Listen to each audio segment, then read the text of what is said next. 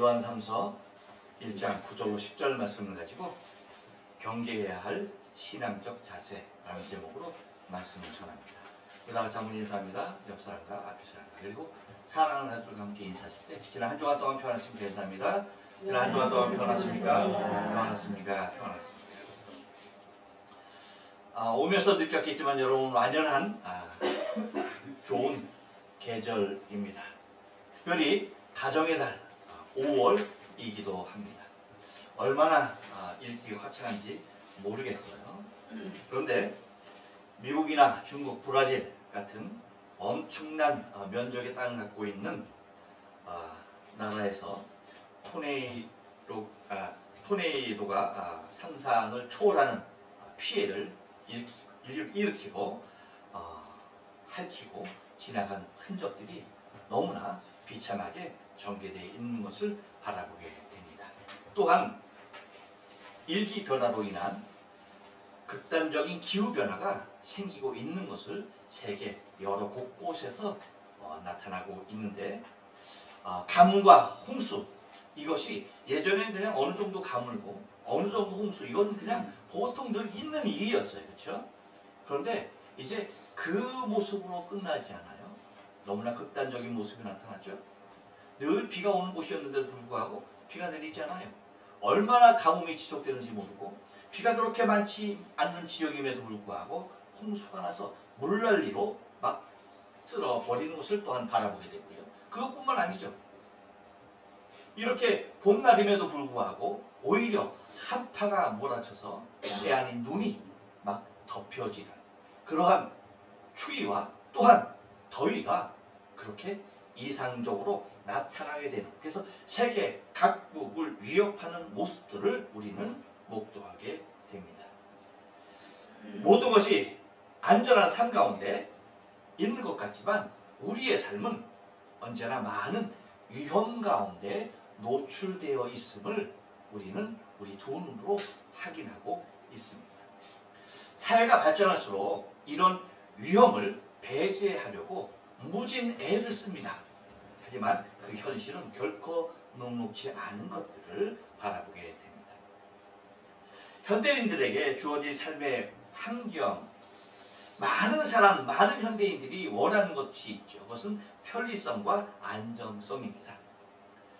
그런데 요즘 같은 시대에는 이 두 개를 한꺼번에 잡는 것은 마치 두 마리 토끼를 잡는 것과도 같아요. 그래서 매우 힘든 일이 아닐 수가 없습니다. 따라서 사람들이 생활하는 환경이 편리성이냐 아니면 안정성이냐 라는 그 기로에 있을 때에 많은 사람들이 선택하는 것이 뭡니까? 특별히 금전적으로 여유 있는 사람들, 힘 있는 사람들이 선택하는 것이 뭘까요? 편리성일까요? 아니죠. 안정성입니다. 왜요? 일단 안전하면 그 편리는 익숙해지면 되는 것이고요. 또한 그 모든 것을 누릴 수 있는 여유가 있다고 한다면 결코 불편함이 없기 때문입니다. 이렇듯 이런 모습만 보더라도 안전을 선호하는 것이 현대인들인 것을 우리는 알게 됩니다. 우리가 아는 대로 오늘이 어떤 날이에요? 모르시는구나. 옆 사람이 얘기해주는 어린이날입니다. 어린이 여러분을 축하해 줘야 하는데 우리 교회는 은나를 마지막으로 해서 은나가 성인이 되는 바람에 어린이가 없어. 어쩌면 좋아. 은나 다시 어린이로 가라. 싫지. 어떻게 그렇지? 성인이 되었는데 그렇지. 그런데 여러분 우리가 우리의 미래가 되는 어린이가 점점 줄고 있는 것이 우리의 현실이죠. 일본도 심각할 정도로 염려하고 있는 부분이 바로 이거예요. 40년 이상 계속해서 뭐예요? 출산율이 떨어지고 있는, 감소하고 있는 현상이 지속된다는 거예요. 어떠한 정책을 펴도 높아지지 않는다는 데에 문제가 더 심각하게 있는 것이죠. 이 모든 것들은 다른 것이 아니고 곧 불안함을 기초로 하고 있기 때문입니다. 여러분 한국은 세계 제1의 뭐예요? 저출산 한국이 요즘 들어 그 1위를 하는 것들이 굉장히 많아요. 근데 그 중에 독보적인 것이 뭐예요? 출산율에 있어서는 단연코 한국을 따라올 나라가 없어요. 일본이 아무리 출산율이 40년 이상 계속 감소한다 할지라도 한국 여러분 못 따라옵니다. 세상에 한 부부가 결혼해서 아이를 낳는 그 비율이 얼마? 한 명도 못 낳는 거예요. 둘이 사니까 그대로 인구가 유지되려면 최하 몇 명 있어야 되는 거예요? 둘이 있어야 되죠. 근데 한 명도 아니에요. 그러니까 50% 이상 가가는 거죠. 한 명도 아니고 뭐예요? 0.7% 출산율. 그러니까 그런 만큼 한 명도 밑도는 출산율을 보이고 있다는 것입니다. 작년 말에 여러분 온라인 쇼핑몰 한국에 가장 유명한 게 뭐예요? G마켓이 있잖아요. G마켓. G마켓에서 요즘 뭐든지 다 사잖아. 뭐 젊은 사람이고 나이 많은 사람이고 할 것 없이 다 인터넷으로 구매하잖아요.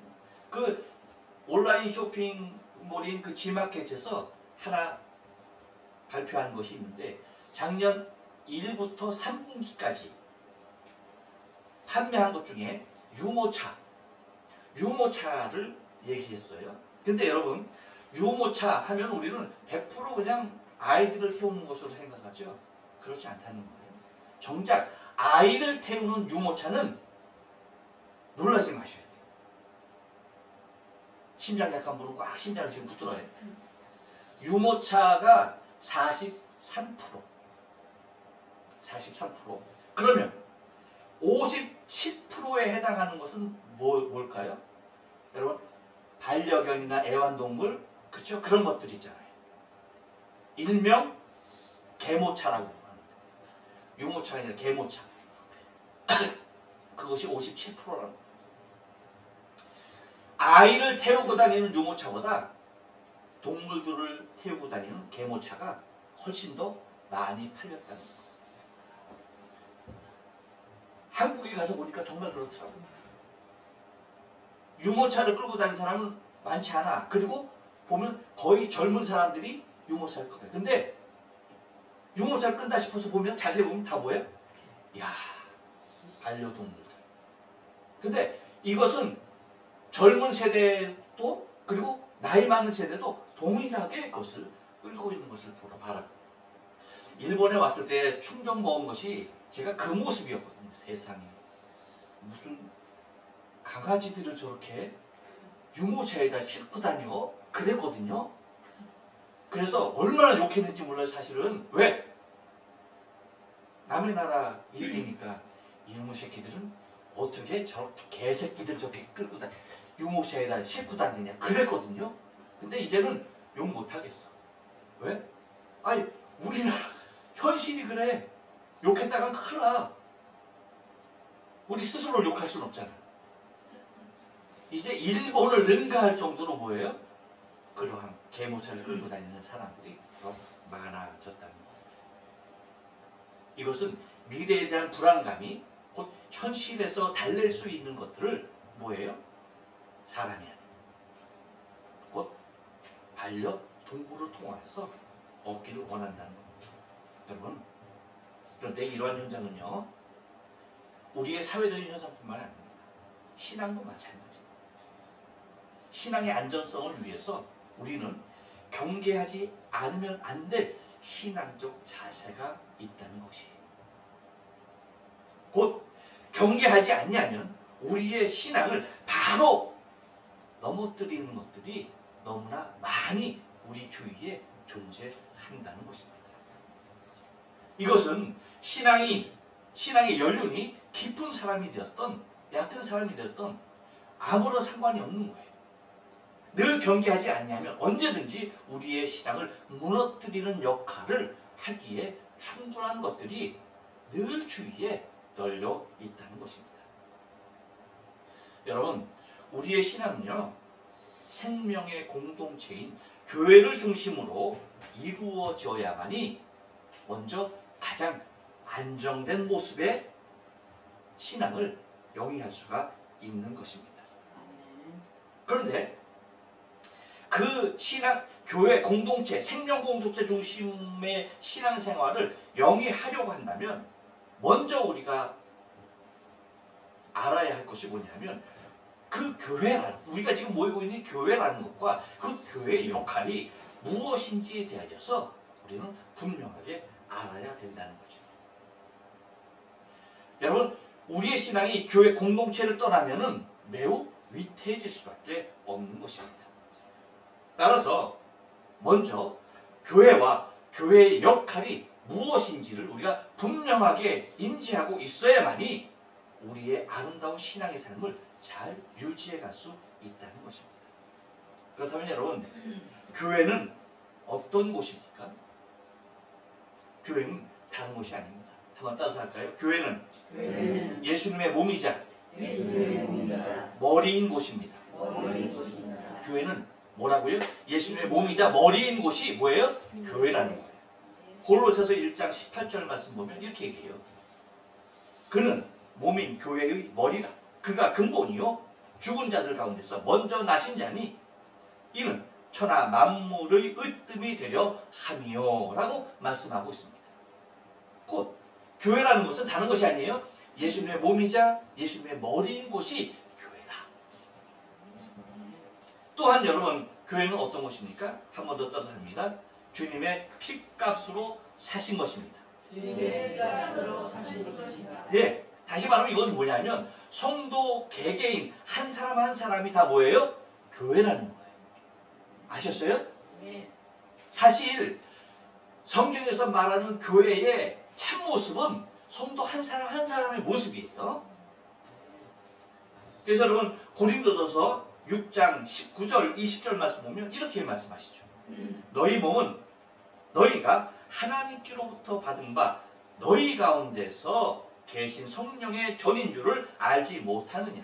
너희는 너희 것이 아니라 값으로 산 것이 되었으니 그런즉 너희 몸으로 하나님께 영광을 돌리라. 다시 말하면 우리 한 사람 한 사람을 주님께서 사신 바 된 우리 한 사람 한 사람이 뭐라고요? 교회. 성도 한 사람 한 사람이 다 교회란 말입니다. 또한 한 번 더 따서 할까요? 성도 개개인이 모인 곳을 교회라 통칭합니다. 그러니까 우리 한 사람 한 사람, 교회 하나하나 모인, 우리 성도 한 사람 한 사람 모인 곳이 뭐예요? 우리가 흔히 얘기하는 교회라는 거죠. 그것이 오늘 본문의 9절에 나와 있는 교회와 동일하게 지칭하고 있는 거예요. 그래서 사도 요한이 뭐라고 얘기하고 있어요? 내가 두어 자를 교회에게 썼으나 라고 얘기하고 있죠. 여기에 나오는 교회가 지금 말씀드린 성도 개개인 한 사람 한 사람이 다 모인 생명의 공동체 곧 교회를 말하고 있는 것입니다. 그것이 우리가 흔히 말하고 있는 교회가 되는 거예요. 자, 여러분, 이렇게 우리 성도 한 사람 한 사람들이 모인 이 교회가 더욱더 아름답고 건강하게 되기 위해서는 교회의 개념뿐만 아니라 이제 교회가 그렇다면 어떠한 역할을 해야 하는가에 대해서도 잘 알아야 한다는 것입니다. 여러분, 교회의 역할이 무엇일까요? 오늘 말씀 9절 상반절 보니까 이렇게 얘기해요. 내가 두어 자를 교회에게 썼으나 라고 얘기해요.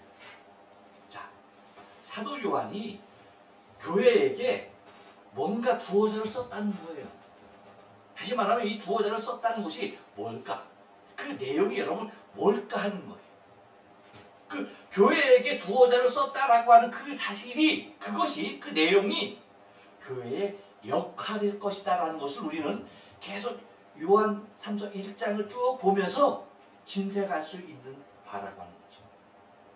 어떠한 내용일까? 과연 사도 요한이 교회에게 어떠한 내용, 두어 자를 썼을까? 써서 보냈을까라고 하는 겁니다. 그 내용이 무엇일까? 그 내용은 여러분 우리도 다 아는 거예요. 이미 다 아는 거예요. 한마디로 말하면 다른 것이 아닙니다. 지금까지 가이오가 행하고 있던 일들, 그것이 여러분, 우리가 요한삼서 1장을 통해서 바라보는 가이오, 그렇죠? 관대했던 사람 가이오, 그리고 어떤 사람 가이오? 진리를 위해서 수고했던 가이오. 우리가 지난 2시간을 통해서 우리가 살펴봤잖아요. 그랬을 때에 가이오가 하고 있는 일들이 곧 교회의 역할인 것을 우리는 알 수 있다는 거예요. 그러면 가이오가 행하고 있던 것이 무엇입니까? 다른 것 아닙니다. 형제를 사랑하는 것이었어요. 그렇죠? 형제를 사랑하는 것. 교회에 있는 성제들을 사랑하는 것. 그래서 서로 사랑하는 것이 교회의 역할이에요. 교회의 역할은 뭐다? 서로 사랑하는 것. 그러니까 서로 사랑하지 않으면 교회가 교회 역할을 하고 있다 안 하고 있다? 예, 못 하고 있다는 거예요. 교회의 역할은 다른 것 아니에요. 서로 사랑하는 것. 또 하나 가이오가 행하고 있었던 것이 뭐예요, 여러분? 교회의 역할이 뭐예요? 나그네를 영접하는 것. 이방인에 대하여, 나그네에 대하여 교회 안에 들어오는 그들을 잘 영접하고 그들이 신앙 가운데 잘 뿌리 내릴 수 있도록 그들에게 열려진 마음을 갖는 것이 교회의 역할이라는 거예요. 또 하나, 여러분, 가이오가 행하고 있던 일이 뭐예요? 다른 것 아니죠. 복음 전도자를 뭐예요? 섬기는 일이었던 거예요. 복음 전도자를 열심히 섬기는 일이 지금 가이오가 하고 있던 일이에요. 안타깝게도 여러분, 오늘 지금 읽은 9절 상반절 말씀, 내가 두어자를 교회에게 썼다라는 말에 역접이 되는 거죠. 그러나, 그쵸? 그러니까 교회에게 그것을 부탁하고 이 일을 감당할 것을 부탁하고 썼으나 그 일을 했다 안 했다? 안 했다는 거. 안 했다는 겁니다. 교회가 안 했다는 거예요. 그런데 그 역할을 누가 하고 있었다? 가이오가 하고 있었다는 거예요.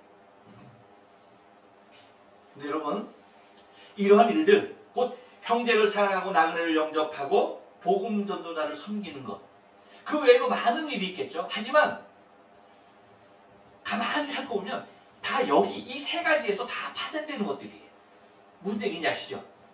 우리가 교회에 사는 수없이 많은 일들이 결과적으로 다 모아보면 그 뜻을 잘 살펴보면 형제를 사랑하고 나그네를 영접하고 복음 전도자를 섬기는 것, 그거예요. 그거. 이게 교회의 역할이라는 거예요. 여러분, 우리가 기억해야 할 것은 단순히 예배하는 자리로만 있는 것이 아니라는 거예요. 교회가, 그렇죠? 단순히 예배하는 자리로 있는 것이 아니라 더 많은 자들의 예배자가 모여서 예배하는 곳이 될 수 있도록 서로 사랑하고 나그네에 대한 열린 마음과 복음 전도자들의 사역이 온전해질 수 있도록 하는 그곳이 바로 교회라는 거예요. 이것이 교회의 머리 대신 예수님의 뜻을 따르는 기본 행위가 되는 것이며 이것이 교회의 역할이 되는 거랍니다. 교회 역할이 잘 알았죠. 교회가 무엇인지도 알았죠. 교회의 역할이 무엇인지도 알았죠. 하지만 여러분, 이러한 모습은 교회의 머리가 예수님으로 분명하게 서 있을 때에 가능한 거예요. 하지만 교회의 머리가 예수님이 아니고 사람이 될 때, 교회의 머리가 누가 될 때? 사람이 될 때 나타나는 현상을 우리는 경계하지 않으면 안 된다는 거예요. 예수님이 머리가 된 교회가 아닌 사람이 머리가 된 교회에서 나타나는 현상들이 무엇이냐? 그게 뭐예요? 한번 따라서 합니다. 사람이 주인이 되는 것입니다. 사람이 주인이 되는 것입니다. 그래서 여러분 9절 중반절 말씀 보면 뭐라고 얘기합니까? 저희 중에 으뜸되기를 좋아하는 디오드레베가 라고 말하고 있는 거예요. 다시 말하면 지금 가이오가 섬겼던 교회가 어떤 교회가 된 거예요? 주님이 머리 되신 교회가 아니라 뭐예요? 예, 사람이 머리가 된 교회. 그래서 여러분 우리가 다음 주에 좀 볼 거지만 이렇게 교회에서 주님을 머리로 모시고 생각하고 교회에서 이렇게 교회 역할을 감당하는 자들을 어떻게 했다고 얘기하는 거예요? 쫓아냈다라고 얘기하는 거예요. 그러니까 가이오는 지금 교회에서 배척된 자로서, 그렇죠? 배척된 자로서 교회의 역할을 가이오가 하고 있는 것을 우리는 미루어 볼 수 있다는 겁니다. 기억하셔야 합니다. 교회의 머리는 누구라고요? 예수님. 이게 교회예요. 교회는 사람이 모인 곳이지만 예수님이 머리인 곳입니다. 믿습니까? 아멘. 사람이 아무리 많아도 예수님이 머리가 아니면 그곳은 더 이상 교회일 수가 없는 거예요. 반면 사람이 숫자에 상관없이 예수님을 머리로, 예수님이 교회의 머리로 계신 곳이, 그곳이 어디입니까? 진정한 교회가 되는 것입니다. 하지만 안타깝게도 가이오가 있던 교회는 으뜸되기를 좋아하는 디오드레베가 머리가 되어 있던 것이었습니다. 네, 여러분, 디오드레베가 머리가 되어져 있는 으뜸이 되기를 좋아하는 그 교회만이 있었을까요? 요즘은 없을까요? 요즘은 없겠죠? 네. 어떻게 아셨어요? 요즘은 더 많아지면 많아졌지 결코 줄어들진 않았을 거라고 생각이 됩니다. 그래서 여러분, 교회에 따라서 목사가 주인인 교회, 장로가 주인인 교회, 권사가 주인인 교회, 집사가 주인인 교회, 부자가, 힘 있는 자가, 목소리 큰 자가 주인인 교회들이 너무나 많아졌어요.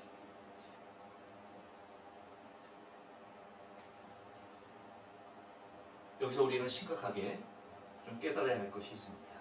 그것은 뭐냐면 내 자신이 으뜸이 되려 하면 안 된다는 거예요. 아셨죠? 아멘. 나 자신이 으뜸이 되려 하는 순간, 여러분, 교회가 교회이지 않다, 교회일 수 없다 라고 얘기한 것은 뭐예요? 단순히 생명의 공동체인 우리 한 사람 한 사람이 모인 교회뿐만 아니라 나 자신이 교회라고 그랬죠. 그렇죠? 우리 한 사람 한 사람이 교회라고 그랬죠. 곧 그 한 사람 한 사람이 교인인 그 자체까지도 부정하게 되는 것임을 잊지 말아야 하는 겁니다. 하지만 안타깝게도 이 디오드레베와 같은 사람들이 교회 안에 얼마든지 있을 수 있다는 것입니다. 곧 내가 돋보여야 하고, 내가 영향력이 있어야 하고, 내가 최고여야 하고, 나의 말이 곧 법이 되어야 하는, 그리고 내 결정이 곧 결과이어야 하는 사람이 주인된 디오드레베와 같은 인물이 존재하고 있다는 것입니다. 또 하나, 여러분, 우리가 경계를 늦추지 아니하면 안 되는 것이 무엇이냐면, 한 번 더 따르겠습니다. 계명을 저버리는 행위입니다. 계명을 저버리는 행위입니다. 예, 여러분, 9절 하반절 말씀 읽어볼까요? 우리를 시작. 우리를 적대하지 아니하니. 예. 우리를 적대하지 아니하였다라고 얘기하는 거예요. 이 얘기가 뭐냐면 사랑을 저버리는 겁니다. 너희는 서로 사랑하라 라는 주님의 계명을 외면하는 것입니다. 그래서 예수님께서 마태복음 7장 12절에서 뭐라고 얘기해요? 그러므로 무엇이든지 남에게 대접을 받고자 하는 대로 너희도 남을 대접하라. 이것이 뭐라고요? 율법이요 선지자다 라고 말씀하신 것입니다. 곧 계명을 저버리는 행위, 이것은요 주의 계명이 법이 아닌 자신이 법이 된 사람들의 모습이에요. 이런 사람은요, 여러분, 단순히 접대하지 않았다, 맞아들이지 않았다라는 것으로 그치지 않는다는 사실이에요. 이 사람들의 특징이 여러분 뭘까요? 계명을 저버린 자들의 특징 무엇일까요? 간섭받기 싫어하는 거예요. 그 누구의 간섭도 싫다는 겁니다. 곧 자신의 생각과 자신의 생활에 중독된 사람들, 그 사람들의 모습이에요. 곧 그곳에 그 누구의 간섭이나 관여를 꺼리는 사람들입니다. 곧 자신이 주인된 삶에 그 누구도 들어와서는 안 된다라는 사람들이죠. 이 사람들이 뭐예요? 그 누구의 간섭도 싫어하는. 그러니까 사도 요한이 사람들을 보낼 거야. 복음 전도자들을 보낼 거 아니에요. 그들이 와서 자신의 영향력, 꼭 자신이 관리하는 그곳에 어떠한 영향, 간섭받는 것, 그거 못 보겠다는 거죠. 용납이 되지 않는 겁니다. 왜요? 내 영향력에 차질을 염려하는 것입니다.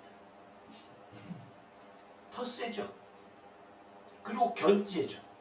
여러분, 우리가 기억해야 할 것, 복음, 교회 안에서의 우리의 행위들은 결코 텃세가 되면 안 돼. 무슨 얘기냐 하죠? 내가 이 교회에 언제부터 있었는데, 내가 개척자인데 하면서 뭐예요? 텃세 부리는 순간 새로 들어오는 사람이 발 붙일 것이 있어요? 없어요? 없어. 못 붙여. 저기 언제 왔다고 벌써 나서 돼요? 안 돼요? 안 돼. 안 되는 겁니다.